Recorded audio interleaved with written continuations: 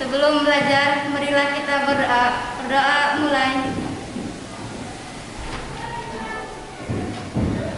Amelia, Melati, hadir Bu.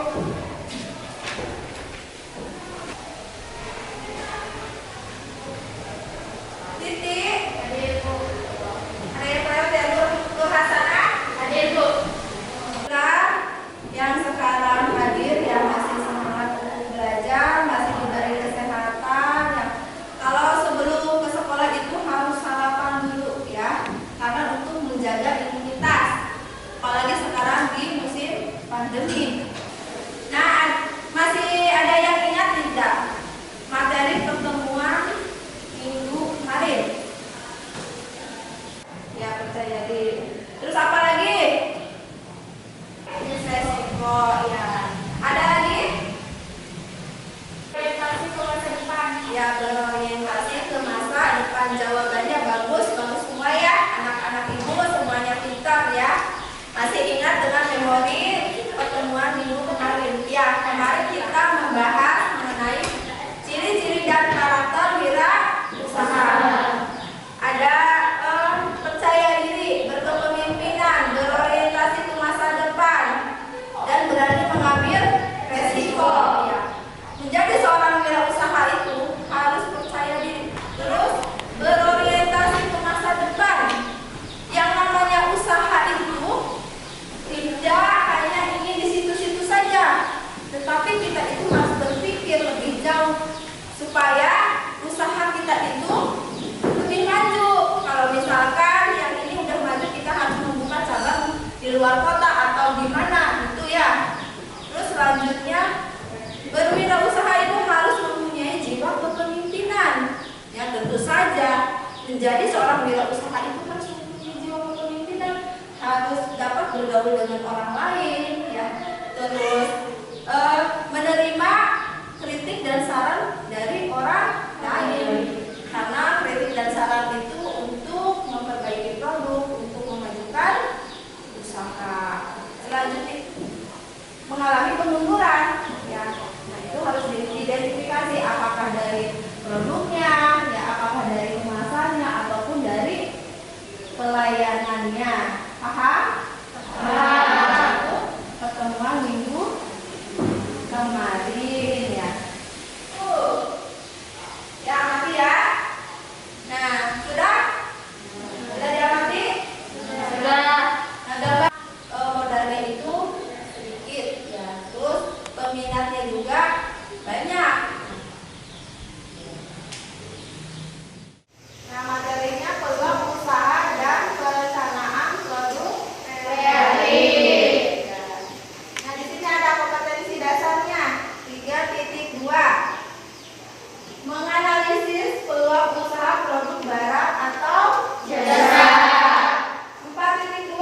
Merencanakan peluang usaha. Nah, di sini ada indikator pencapaian kompetensi. Nah, 3.2.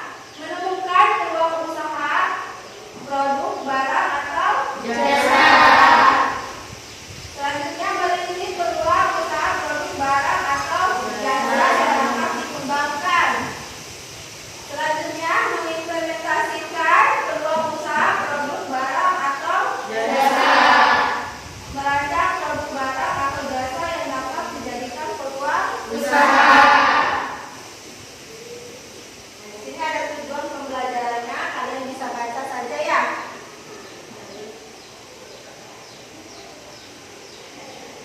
Nah, peta konsepnya, pengertian peluang usaha, produk kreatif, subsektor, industri kreatif, mengidentifikasi peluang usaha, merencanakan produk kreatif, usaha. Nah, di sini ada gambar. Coba amati sama kalian. Gambar apa itu? Ya, amati ya. Nah, sudah? Sudah diamati? Sudah. Nah, gambar apa itu? Nah, Ibu, gambar baju. Iya, gambar baju bagus ya. Selanjutnya, ada lagi? Ya, gambar apa? Apa? Gambar kue.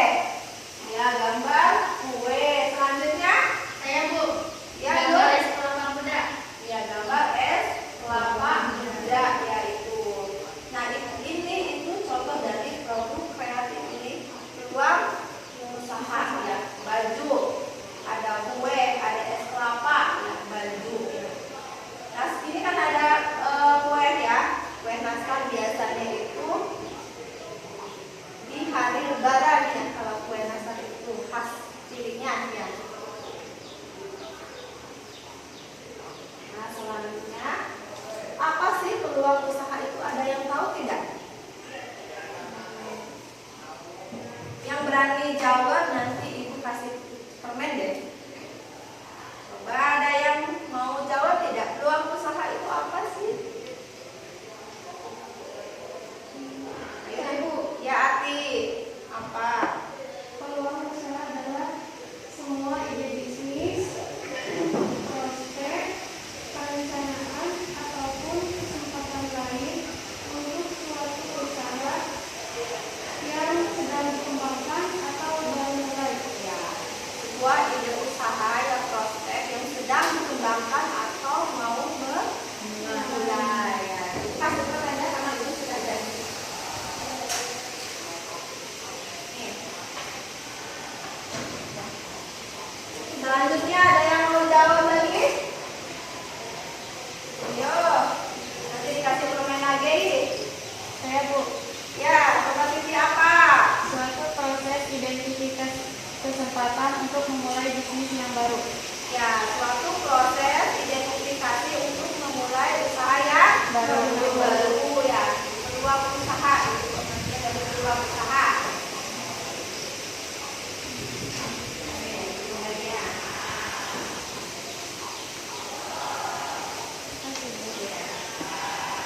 Jadi peluang usaha itu tadi mengidentifikasi ya sebuah ide. Nah, itu kan tujuannya itu untuk mendapatkan keuntungan atau laba. Dari mana peluang usaha itu didapat?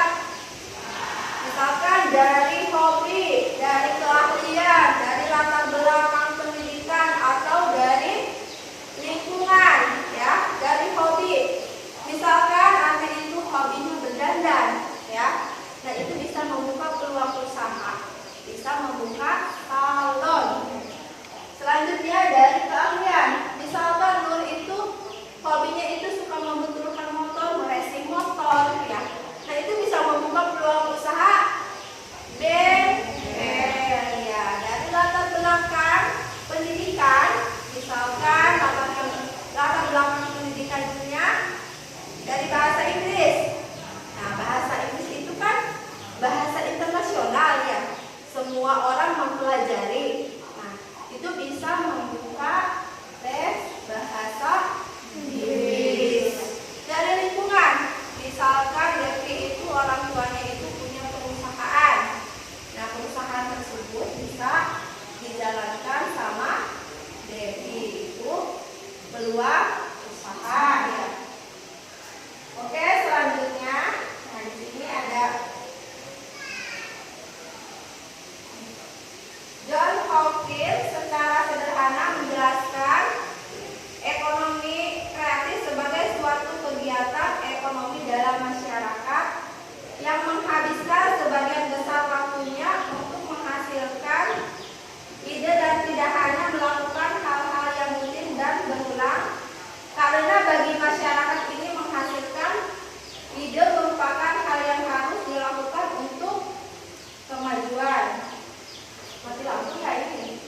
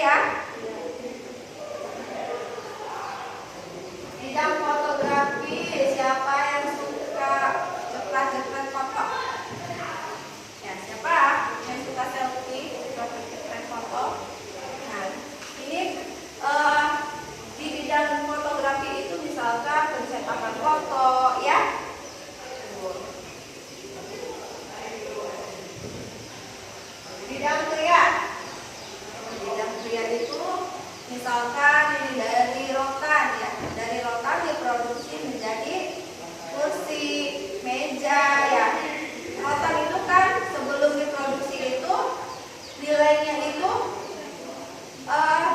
ini tidak ada nilainya. Kalau misalkan tinggal itu pasti hanya mendapatkan uang sedikit. Kalau misalkan sudah diproduksi itu akan bertambah nilainya dan harganya itu akan lebih mahal. Ya. Selanjutnya bidang kuliner. Di sini ada yang suka jajan tidak apa? Tidak suka jajan?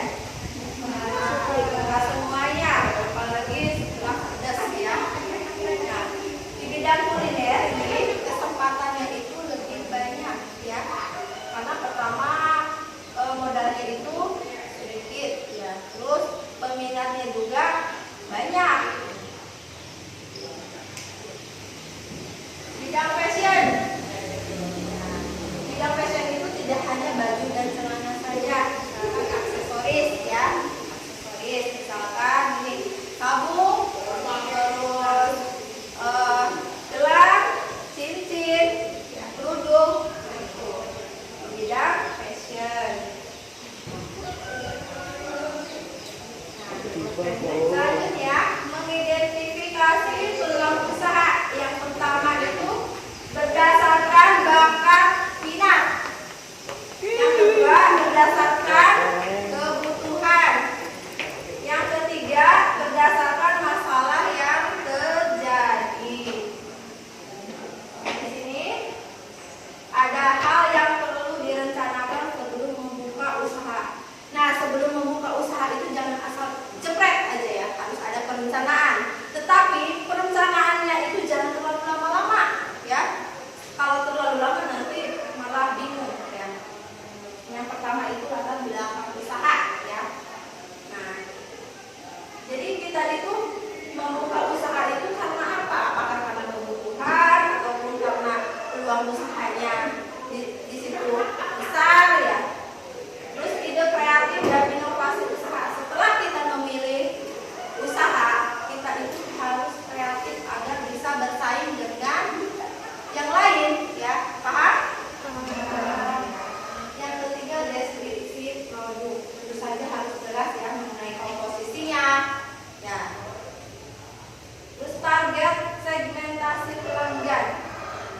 Untuk usaha itu kita harus menargetkan pelanggan agar si konsumen itu menyukai produk yang kita jual.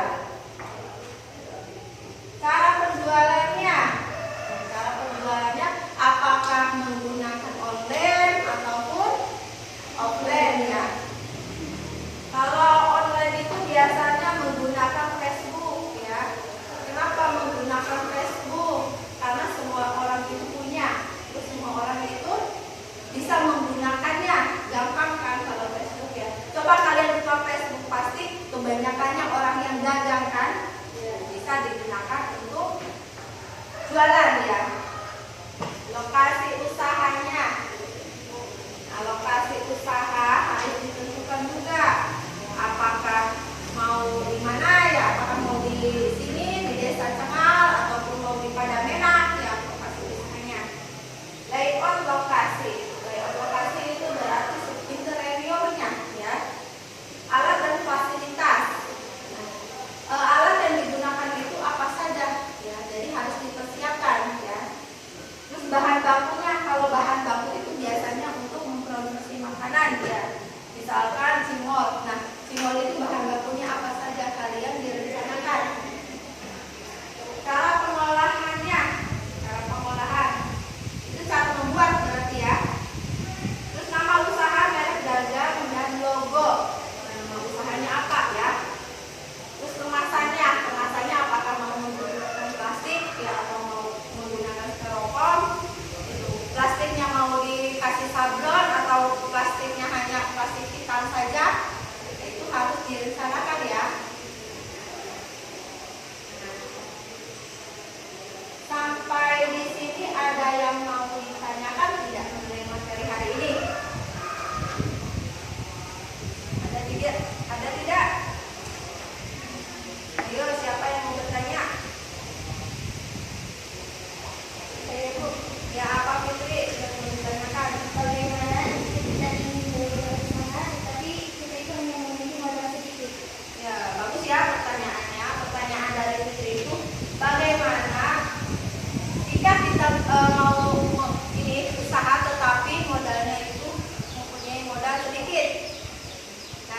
jawab tidak? Dari pertanyaan Febri. Ya, Dengan cara dropship. ya dengan cara dropship. Terus apa lagi? Ya, Arya. Jadi reseller. Ya, jadi reseller. Terus siapa lagi yang mau jawab? Ya, Siska. Usaha dari jenis kuliner, misalnya jajanan, cilok, dan mall. Ya, usaha dari jenis kuliner ya. Contohnya usaha cilok dan cimol ya. Nah, jika memiliki modal sedikit itu kita bisa dengan cara jadi dropship atau reseller. Jadi kita itu tidak usah menumpuk barang di rumah. Jadi jika ada pesanan baru kita membelinya, kan tidak membutuhkan modal banyak ya. Terus dari jajanan kuliner ya. Tadi contohnya itu misalkan cilor ya, cimol ya. Nah itu kan tidak membutuhkan banyak biaya, tapi bisa membutuhkan ya banyak keuntungannya ya. Materi hari ini paham tidak? Ibu tanya materi hari ini paham tidak? Paham. Nah sekarang ada penugasan dari ibu ya, yaitu gali ide kreatif kalian dan buatlah perencanaan produk usaha. Kalian bisa memilih dari sektor industri yang tadi ibu terangkan ya, ada 5 ya. Yang harus direncanakan setelah memilih industri kreatif yaitu jenis usahanya, latar belakang pemilihan bisnis, ide bisnis dan inovasi, deskripsi produk, target pelanggan, cara penjualan, layout lokasi, alat dan fasilitas, bahan baku, dan perencanaan pada merek dagang.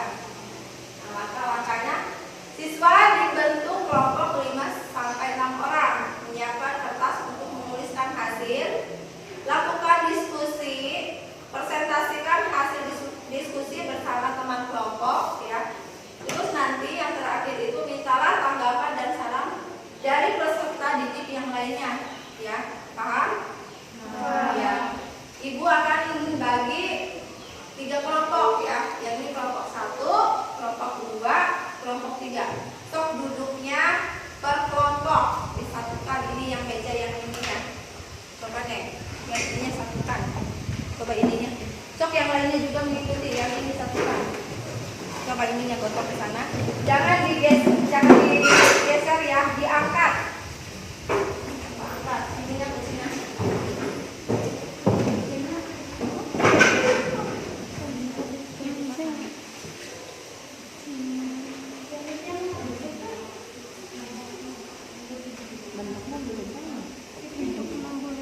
Lagi.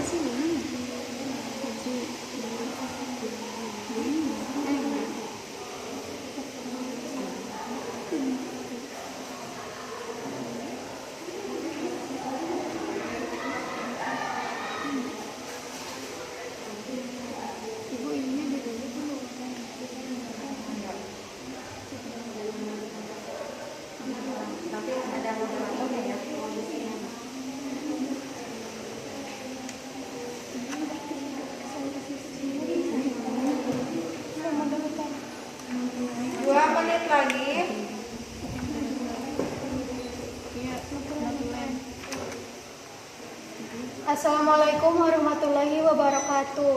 Waalaikumsalam warahmatullahi wabarakatuh. kesempatan kali ini, kami dari kelompok 1 akan mempresentasikan tentang jenis usaha tempe. Jenis usaha tempe. Pertama-tama mari kita buka acara ini dengan bacaan bismillah. Bismillahirrahmanirrahim.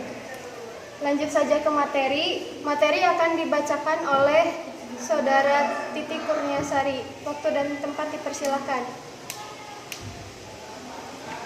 Terima kasih kepada moderator yang sudah memberikan kesempatan untuk saya. Jenis usaha tempe. Latar belakang dari jenis usaha tempe ini adalah seluruh lapisan masyarakat tentu kenal dengan makanan tempe. Salah satu makanan dengan protein nabati yang tinggi, tempe selain untuk dikonsumsi sendiri, tempe juga digunakan untuk kegiatan hajatan. Maka peluang usaha produksi tempe di daerah saya sangat bersaing dan juga masih jarang yang produksi tempe. Kreatif dan inovatif. Saya akan memilih kacang kedelai yang berkualitas dan tidak mencampur dengan bahan lain agar rasa tempe gurih. Target pelanggan seluruh lapisan masyarakat, utamanya kepada ibu rumah tangga. Deskripsi produk. Tempe menggunakan bahan kacang kedelai dan ragi. Cara penjualannya. Penjualan bisa dengan cara offline ataupun online menggunakan media sosial FB karena semua orang punya. Selanjutnya cara pembuatan tempe. Rendam kedelai di dalam wadah berisi air semalaman dengan volume kedelai dan air 1:3. Buang kedelai yang tidak layak dengan kondisi kedelai yang mengapung sesudah proses perendaman. Bilas kedelai selama 2-3 kali atau hingga bersih. Rebus dengan perbandingan kedelai dan air 1:3 di atas api sedang selama sekitar 1 jam. Setelah itu angkat. Bilas kedelai dengan air mengalir sambil pisahkan kacang kedelai dari kulit airnya. Lalu lakukan proses membilas ini sambil meremas kacang kedelai supaya kulit airnya terlepas. Rendam kembali selama 2x24 jam. Setelah direndam, kukus, lalu tiriskan. Kedelai dikukus di atas tampah, diamkan hingga kering. Setelah itu, taburi ragi tempe, aduk rata, lalu dibungkus menggunakan daun atau plastik. Kemasannya bisa menggunakan daun ataupun plastik. Nama dari perusahaan saya yaitu Tempeku. Ya, beri tepuk tangan untuk silahkan duduk kembali.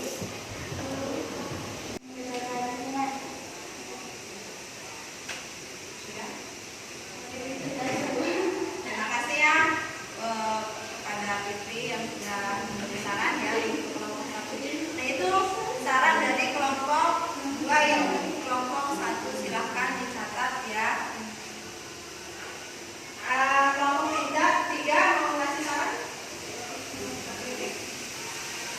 Alasan pertama, mengapa kelompok kami memilih jenis usaha tempe bukan keripik tempe, yaitu karena tempe sendiri bahan bakunya mudah didapat dan di sekitaran rumah kami ini di lingkungan jarang yang memproduksi tempe. Selain itu, karena ini baru akan memulai usaha, kami tentu saja belum mempunyai cukup modal untuk berpindah ke yang selanjutnya. Jadi ini masih kecil-kecilan, tapi terima kasih untuk sarannya ya. Ya. Nah, itu ya jawaban dari kelompok 1 kenapa memilih tempe. Bukan bedanya ya sultannya kan karena di lingkungannya yang produksi tempe itu tidak ada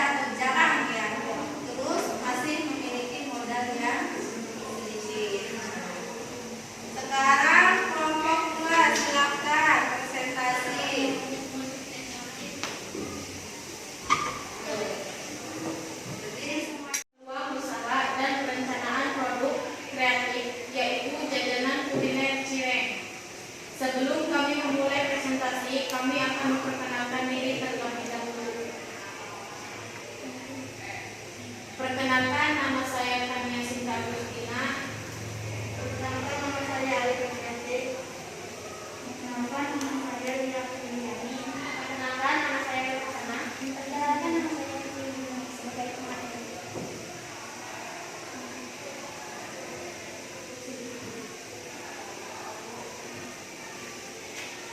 Presentasi akan saya mulai. Di sini saya akan mempresentasikan peluang usaha dan perencanaan produk kreatif, yaitu makanan cireng. Jenis usaha makanan cireng, latar belakang kelompok 2 memilih usaha cireng karena di lingkungan kami banyak yang menyukai jajanan cireng ayam banyak minatnya. Terus kreatif dan inovatif. Kami memiliki ide usaha ini akan menciptakan berbagai rasa, yaitu rasa pedas, ekstra pedas, asin, dan balado. Terus target pelanggan, kami juga menargetkan pelanggannya itu monotonnya lebih ke anak-anak sampai orang tua. Terus deskripsi produk, bumbu, 1.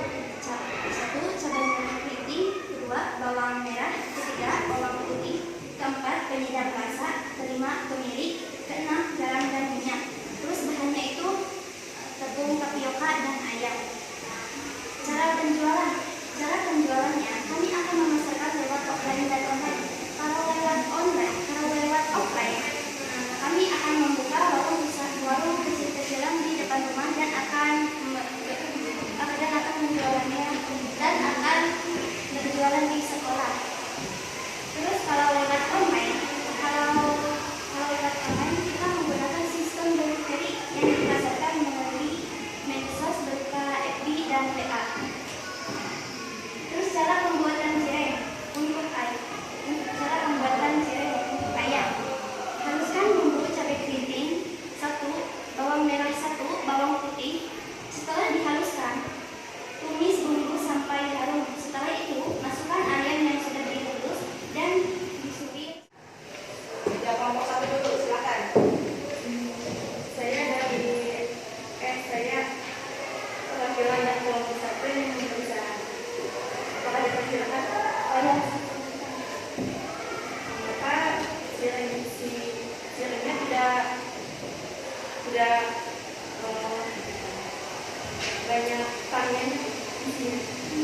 Maka tidak berisi jamur, bisa ini, bisa sosis. Jadi banyak variannya selain ayam. Terus dari segi rasa juga lebih varian lagi kalau misalkan ditambah rasa keju dan barbecue. Itu saran dari kelompok 1 mengenai varian isinya. Jadi tidak hanya isi ayam saja ya, dan juga varian rasanya ya. Itu masukan dari kelompok 1. Ayo kelompok 3 mau memberikan masukan? Mau tidak? Mana? Tidak. Ayo, kalau tidak silakan kelompok 3 itu presentasi. Silakan. Iya Bu. Hadir semua. Saya tadi perhatikan, ya. Perhatikan. Sekarang dulu, perhatikan kelompok 3 yang sedang presentasi. Assalamualaikum warahmatullahi wabarakatuh. Waalaikumsalam warahmatullahi wabarakatuh. Kami dari kelompok 3 akan mempresentasikan jenis kuliner Cimol Bojor. Sebelum kami mempresentasikan, kami akan memperkenalkan diri. Saya sebagai moderator. Perkenalkan, nama saya Sinta, dan saya Siska, dan saya Mina, bisa dipanggil Mimin.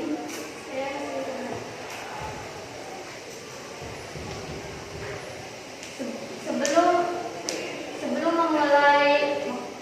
memulai presentasi,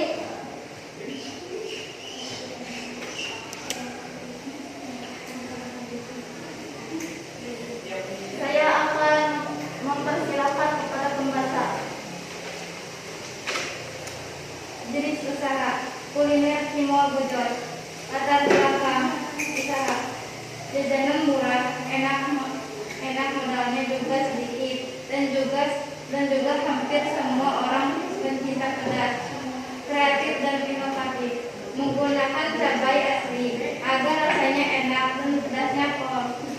Target pelanggan, anak-anak, dewasa, dan orang tua. Deskripsi produk, tepung tapioka, terigu, cabai, bawang putih, minyak. Cara membuat, didihkan air hingga mendidih. Masukkan bahan aci dan roiko, aduk rata. Tambahkan sedikit dahulu air sekira seperempat segelas belimbing. Aduk rata menggunakan sendok. Jika adonan sudah hangat, bisa diuleni pakai tangan. Bentuk bulat kecil seukuran kelereng dan digoreng di api kecil. Untuk bahan bumbu, haluskan cabai merah keriting dan bawang putih, tumis hingga harum. Kasih garam dan campuran aci yang sudah digoreng. Aduk-aduk setelah matang, masukkan ke dalam kemasan. Syarat penjualan, offline dan online. Kemasan styrofoam dan mika plastik. Nama perusahaan kuliner kita. Ya. Beri tepuk tangan untuk ada yang mau ngasih saran kelompok 3? Yo. Ada tidak?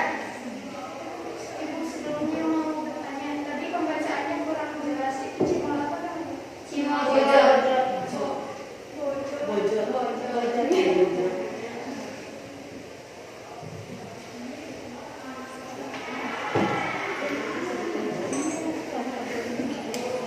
Ayo kelompok 1, kelompok 2.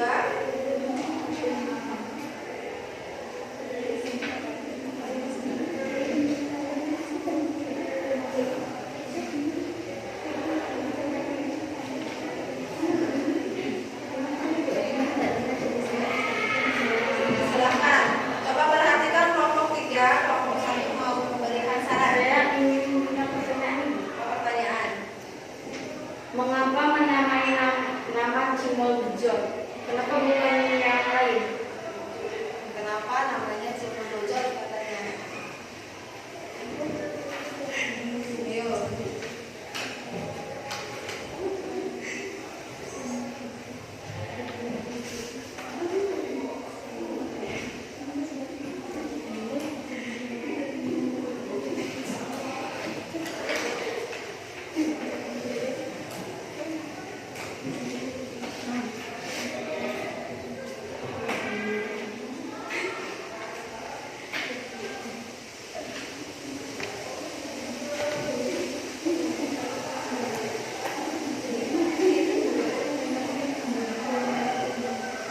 Ayo, kelompok 2 silakan.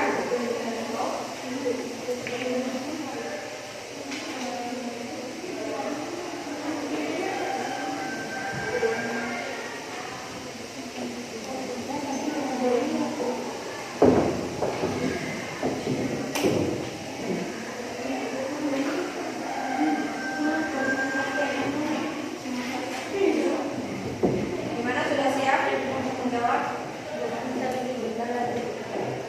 Sabar ya.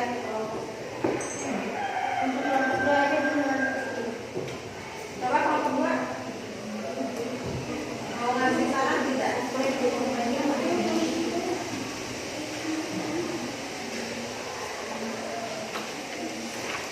Perhatikan kelompok 1 ya. Menjawab kelompok 3. Saya Sifan Nurmala dari kelompok 3 akan menjawab pertanyaan dari kelompok 1. Karena Cimol Bojot banyak diminati oleh semua orang, dan kami pun akan membuat cimol mozzarella yang sangat lumer. Itu jawaban dari kelompok 3 ya. Gimana? Nah, alhamdulillah ya sudah selesai presentasi hari ini, semuanya bagus-bagus ya. Dan juga nanti ada tugas ya dari ibu, tugas individu. Nah, ini kalian kerjakan ya, ini tugas individu bukan kelompok. Kalian kerjakan. Dan pertemuan selanjutnya itu hari Jumat lagi ya. Ya. Jadi harus mengumpulkannya dan harus dikerjakan. Kalau misalkan ada yang tidak mengerjakan, ya, nanti ibu akan tambah tugasnya, ya. Kalau misalkan mengerjakan terus mengumpulkannya tepat waktu, ya, nanti nilainya itu ditambah sama ibu, ya. Nilainya ditambah 1, misalkan nilainya 7 berarti nilainya 8, ya. Dikumpulkannya itu ibu ingin dikumpulkannya hari Kamis sebelum pembelajaran, ya. Ya. Paham? Paham. Begitu, ya.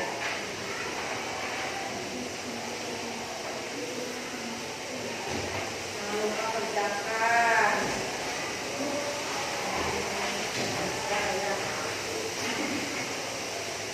Ditanya sama ini katanya tidak. Kalau TikTok iya. Itu tugas, ya, tugas ini dulu. Nah, pembelajaran hari ini kan sudah selesai, ya. Ya. Apa sih yang didapat dari pembelajaran hari ini? Coba.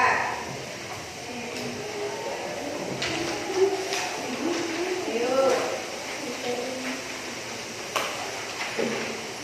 Saya Bu, Ya, apa sih, Kak?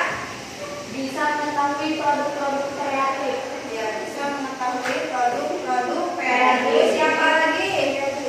Ya, lihat. Bisa mengetahui Ya, bisa mengetahui peluang